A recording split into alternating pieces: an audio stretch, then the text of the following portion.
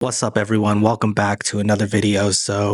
I've been seeing a lot of YouTube videos about Wes Watson on my timeline, who I guess is somebody who does fitness and business coaching. And I've also been seeing an influx of videos speaking against him and talking about his bad business practices, but really critiquing heavily his approach, how he works out, his personality, the words he uses. Essentially, there's a lot of these videos, so they have time to dissect every characteristic about this person. And one takeaway I had, because I wasn't overly familiar with Wes Watson, so I had an opportunity to look at a little bit of both sides. And I kind of came to the conclusion, and of course, there's so many variables to this, but I found myself actually being more motivated and more influenced by the videos of Wes Watson than I was by his detractors, the people who were making the videos against him. Now, my approach certainly is nothing like Wes Watson. I don't communicate like him. He seems to have a tendency to look down and criticize other people, whether it's for motivational purposes or not.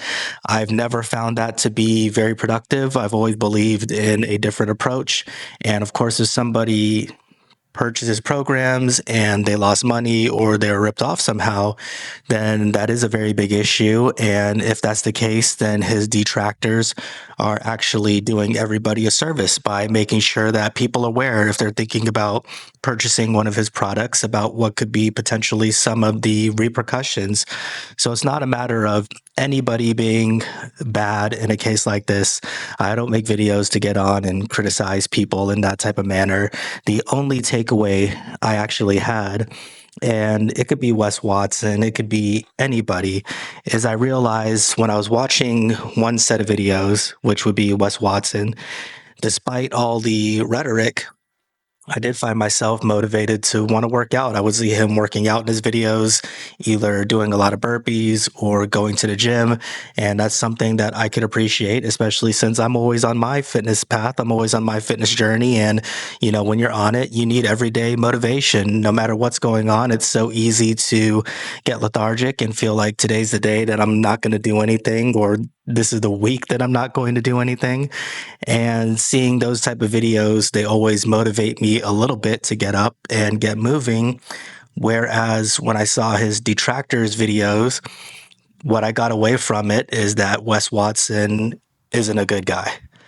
And of course, that again, like I said, that could be beneficial information depending on where I'm at. But as somebody who's obviously not a customer of his, and at this time, probably not ever looking to be a customer of his, I found that all I was really getting away from them was a somewhat negative mindset, right? If they were just sticking to business, I could understand that a little bit more, but they were critiquing his appearance, his style of working out. I mean, really just everything. And again, if this is to kind of tear down the mystique for people to prevent potentially being scammed, there's a part of me that understands. But ultimately, I just found that the input coming from one set of videos made me more constructive and more productive than the input coming from another set of videos. And I just think we always need to be mindful to guard ourselves in that type of way, because everything that's coming out of us is just an expression of what's going in between our ears, what we're consuming, what we're listening to.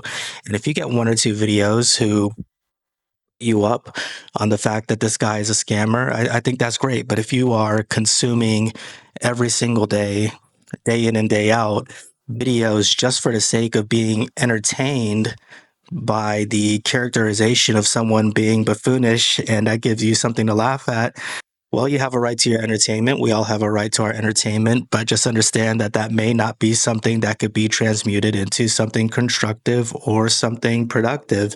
And so after looking at those batches, I said, well, what would I rather be stuck on an island lift watching? And ultimately, it came down to Wes Watson videos. So that was my take on that, because I just keep seeing it discussed and seeing it pop up here on YouTube. Now, I like not having a dog in this fight. I'm not about to purchase any of his products. I'm not somebody who knows him personally, wouldn't be looking at any sort of friendship. Neither would I be looking for any of those things from the people who essentially are reaction channels critiquing what he does on a day to day basis on his program. But I think we should all consider that when we speak, it's nice to have something to say. It's nice to have something that somebody could take away and somebody can utilize in their day-to-day life. That's what inspires me here so much when I make these videos, because anybody could talk, but very few people could have something to say of constructive value. So that's it for this one. I thought it would be nice to share because the train seems to be taking off very quickly in the everybody hate Wes Watson sort of direction. And I think everybody should just come on and be honest about their opinion and honest about why. We don't have to do what anybody else says that we should do, whether it's liking one person or the other or both. Obviously, in this world, there's not a lot of room for nuance. There's not a lot of nuance for what's in that gray area, but so much of it is. And I just enjoy discussing it. So that's it for this one. Thank you for watching, and I'll talk to you next time.